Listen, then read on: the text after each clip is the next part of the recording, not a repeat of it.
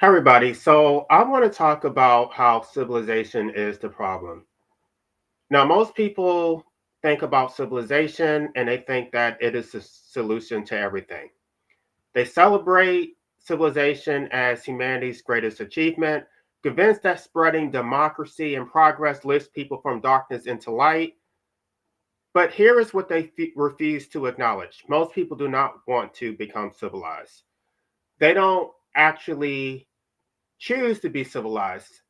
Civilization is always imposed on people by violence. Human beings don't want to be civilized, animals don't want to be civilized. What people want, what all living things want, is freedom. They don't want every major decision about their lives decided by the majority.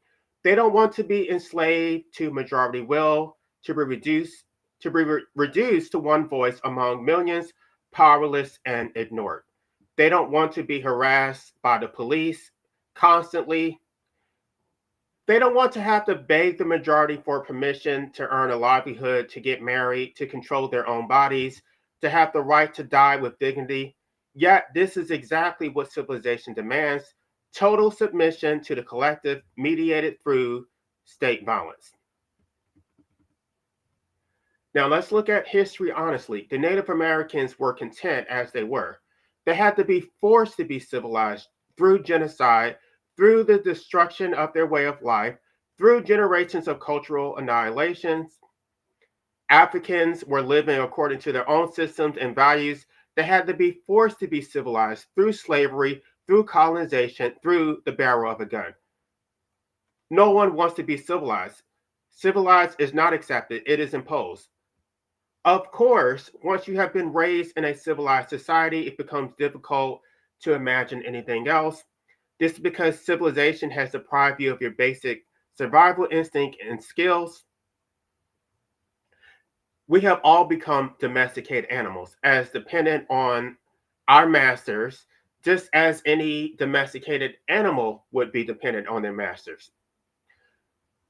We don't even know how to survive without society's infrastructure, without its grocery stores, without its utility grids and its complex web of dependencies. But that does not mean that civilization is better. It only means that civilization has crippled us and made us completely dependent and deprived us of our self sufficiency. Think about what life would be without civilization. People would be far happier if they were able to hunt and forage, to build their own shelter, be free to live their life without having to work constantly, controlled like slaves, subjected to a system which they never consented to. Now, many people will point to technology as civilization's greatest gift, as if technology makes people happy. It does not. You can look around and see this for yourself. Do you think that people are happy with all this technology, with their smartphones, with their laptops, with their Teslas? No, they are not. People are more miserable now than ever. People are sicker more than ever. People are physically, mentally, and spiritually bankrupt. Technology does not make people happy. It keeps them distracted, disconnected, and dependent. Of course, nobody wants to live in abject poverty, but here's what civilization obscures. As long as you have access to food, water, and shelter, you have all you need to be content. You can spend your days in meaningful activities, singing songs, having sex, enjoying the company of those who you freely associate with, living in harmony with nature.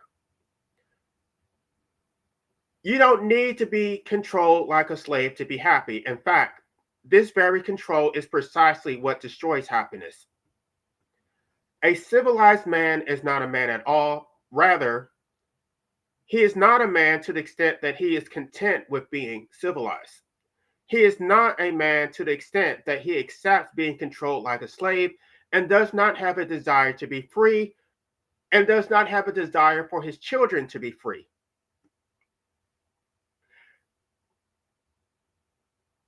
A true man would actually rebel against his enslavement and rather than accept it. right? A true man would fight for his liberty and for the liberty of his offspring. But the civilized man does not do this. He is a slave who is happy to be enslaved. He is a domesticated animal who has lost his animal instinct, his connection to his own nature. Everything about him is controlled: his work, his movement, his thoughts, his very identity. And he's content with this. This is what makes him not a man. Not the mere fact of his enslavement, but his acceptance of it, his willingness to live in bondage, his complete lack of desire for freedom for himself or for his children who are born in the same bondage he has embraced. So I'm not sure why people keep glorifying and romanticizing civilization as if there's something noble about being civilized. There's nothing noble about being a slave. There's nothing admirable about trading your autonomy for the illusion of security, your freedom for the promise of convenience. Civilization is actually the worst part of life. It's what makes life so intolerable. As an anti-natalist, the main reason I hold this position is because of civilization, because you were born into a society which enslaves you from birth. If you were born into the state of nature, into a primitive culture, life would actually be tolerable. The suffering would be natural, not artificial. I would not necessarily be an anti-natalist in a world without civilization. But civilization is the problem. The problem is the state and the state's oppression. The problem is being born to a system you never consented to, ruled by rules you never agreed to, controlled by authorities you never chose. None of us consented to democracy. None of us consented to be controlled and enslaved by the state. Civilization is the problem. When the West goes around spreading civilization and democracy, they don't do it because they believe it is in the best interest of people being civilized. No, that's propaganda. The reality is far more cynical. They do it because they want to exploit natural resources. They do it to impose centralized banking systems that allow them to extract wealth in exchange for worthless paper money. They do it to install puppet governments, modern day colonial administrators who serve foreign interests while oppressing their own people. It has nothing to do with freedom or liberty. These are just words they use to justify their conquest. The truth is that civilized people are the least free people on the planet. Here's how civilization works, and here's where its hypocrisy becomes most obvious. First, it observes your natural survival instincts and abilities. Then it makes you dependent. And then, when that dependency creates more problems, the solution is always more control, more civilization, more democracy, more dependency. Civilization forces you into a society where you are dependent on grocery stores. You have no ability to hunt and forage. Those skills have been bred out of you, educated out of you, regulated out of you. You are completely reliant on the state, capitalism, industrial agriculture, and supply chains. And then, after they have forced you to become dependent, after they have deprived you of your natural hunting and foraging skills, once you're locked into the system, once you have no choice but to depend on grocery stores, then here comes the control, here comes the manipulation and enslavement. Then they tell you that consuming your natural diet is unethical. They tell you that eating meat from animals is unethical because it comes from factory farms. The very factory farms which they relegated you to being dependent on in the first place. Now the solution is more control. Now the solution is for you to go vegan. But here's the question they don't want you to ask. How about not having civilized societies in the first place? Because without civilized societies, there would be no factory farms. There would be no industrial agriculture. Agriculture. There would be no need for grocery stores. There would be no ethical crisis. There would be no need for living as human beings have lived for thousands of years, hunting and foraging in balance with nature, taking what they need and not wasting anything. The solution to the problems created by civilization is not more civilization. It's not veganism. It's not stricter regulations and more control. The solution is to dismantle the systems that created these problems in the first place. Without civilized society, we would not have overpopulation. This is something that Thomas Malthus discussed in great detail about how we got to the population boom in the first place. Because without government intervention, people would naturally die through disease, famine, and basically nature would restore its own balance. But because of government intervention, now we have 8.5 billion people, 8.5 billion people who have to be fed. And because there's so many people, now all of a sudden we need more control in order to maintain order. We wouldn't need this order if there weren't so many people here in the first place. So the government creates the problem, and then they come with all the damn solutions. Without without civilization, we would have sustainable population levels that would not be so destructive to the environment or to wildlife.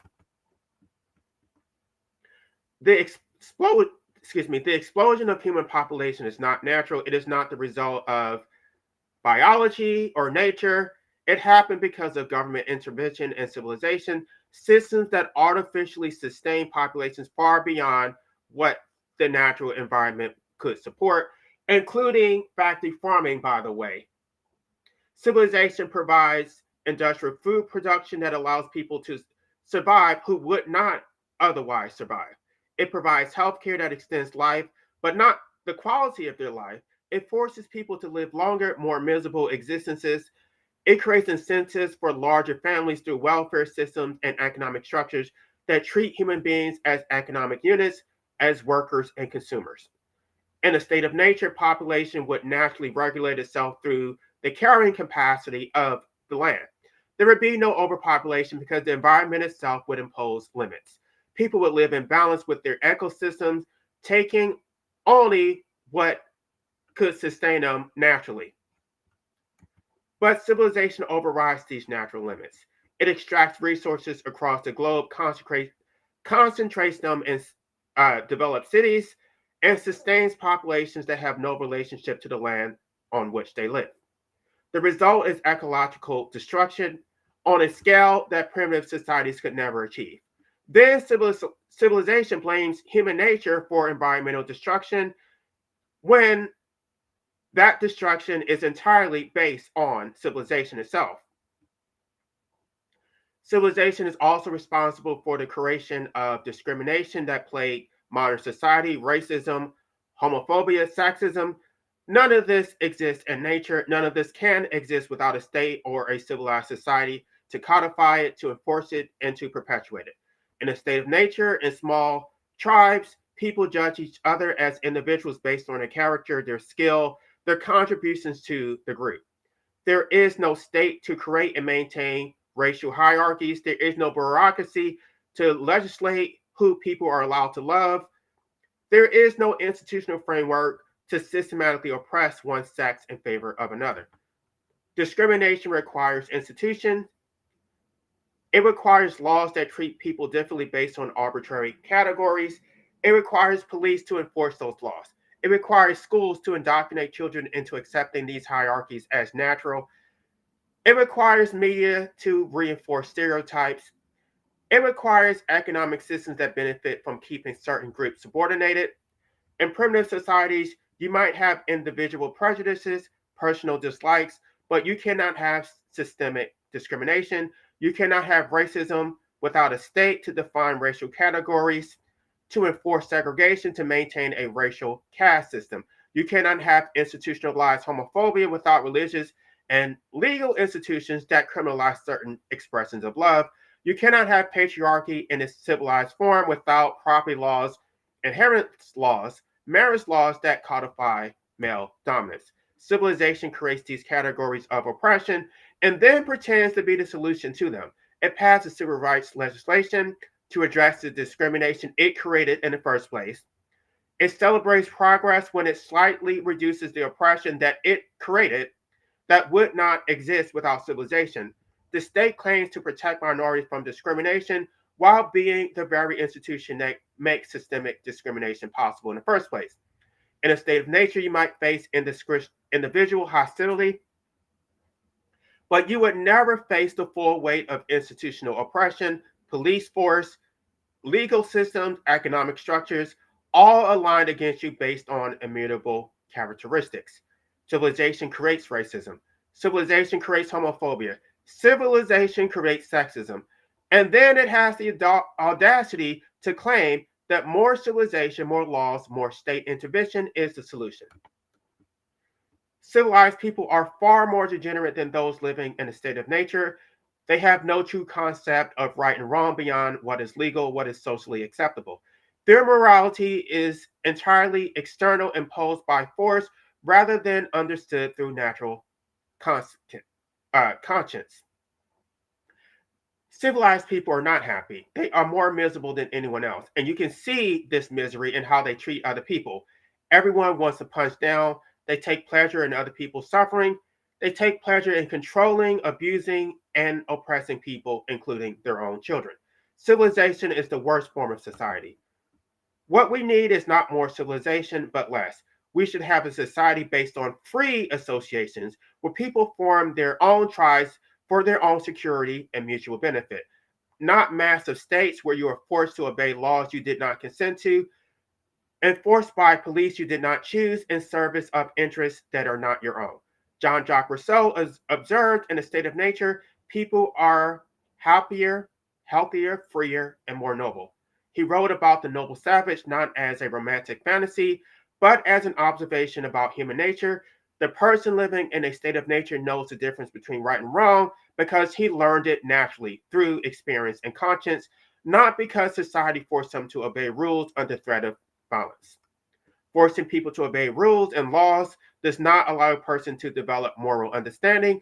What it does is create degeneracy. It creates people who only avoid wrongdoing because they fear violence, not because they understand what is actually wrong. It creates a society of moral children forever dependent on the state to tell them how to behave. In civilization, people are constantly comparing themselves to others to see who is more successful. They turn to greed, obsessing over money and status and material accumulation. Their lives become a competition they can never win, a race to the bottom with no finish line. In civilization, people are constantly focused on who they control, who they can oppress, who they can exploit. The entire system is based on hierarchy and domination. And in the state of society, you have no rights. The state is your master. The state has immunity to do whatever it wants. You are subjected to the state's laws, but these laws do not protect you in any way, shape, or form. These laws do not provide any protection against state oppression. The state protects its own and state actors.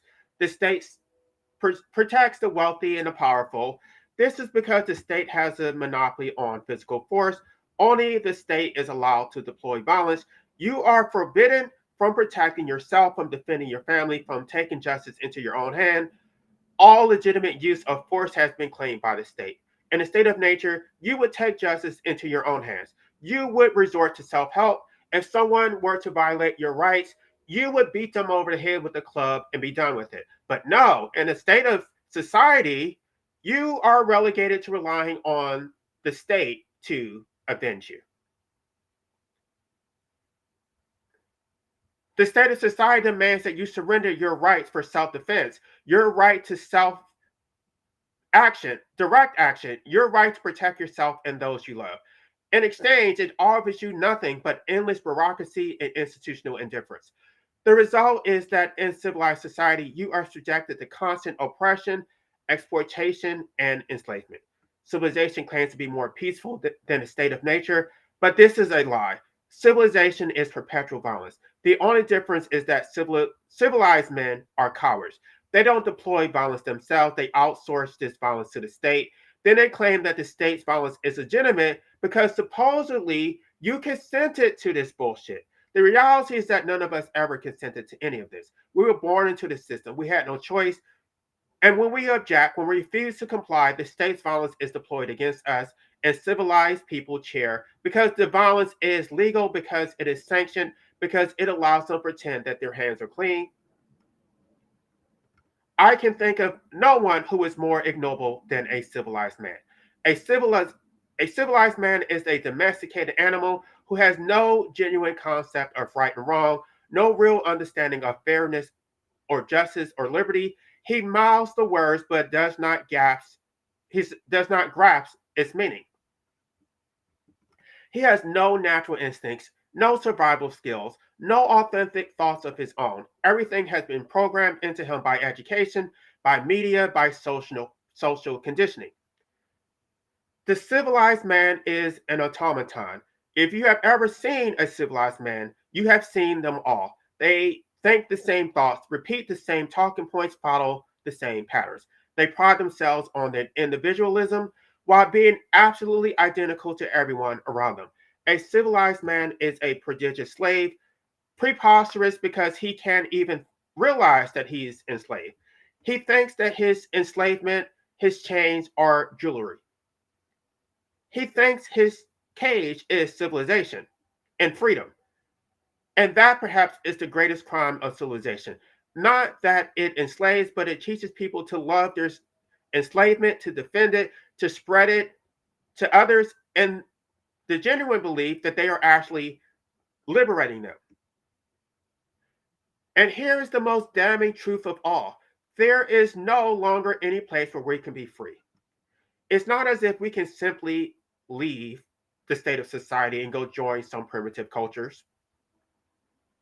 We don't speak their language. We have no survival skills. Civilization has made sure of that. It has crippled us so thoroughly that we cannot imagine living without this civilization.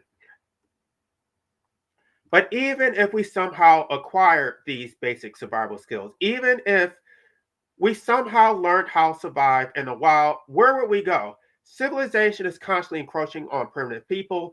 There are few remaining uncontacted tribes. Their lands are shrinking year by year, their way of life under constant threat from lodgers, miners, missionaries, and governments determined to integrate them into the modern world, to civilize them. There is no place on the planet that doesn't have a centralized banking system. There is no place on the planet that isn't controlled by a state. Every square inch has been claimed, mapped, divided, and subjected to some government's authority. The entire world has been civilized. The global system is totalizing. You cannot opt out. You cannot escape. Even the remote corners of the earth are within the reach of satellite surveillance, international law, economic systems that reduce everything to commodities and monetary value.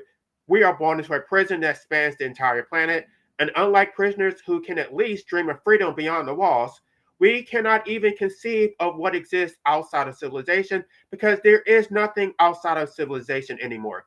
It has conquered everything.